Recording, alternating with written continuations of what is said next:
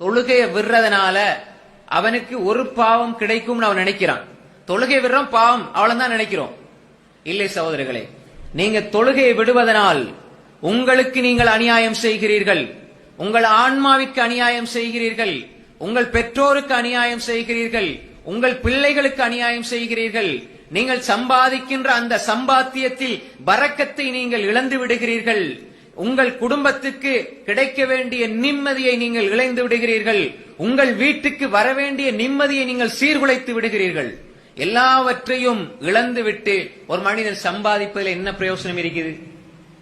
அப்ப எனவே ஒரு மனிதன் தொழுகையை விடுவது என்பது பாவங்களில் மிகப்பெரிய பாவம். அல்லாஹ்வுக்கு மாறு செய்கிறான், தனது ஆன்மாவுக்கு அநியாயம் செய்கிறான், குடும்பத்தினுடைய நிம்மதியை சீர்குலைத்து விடுகிறான்.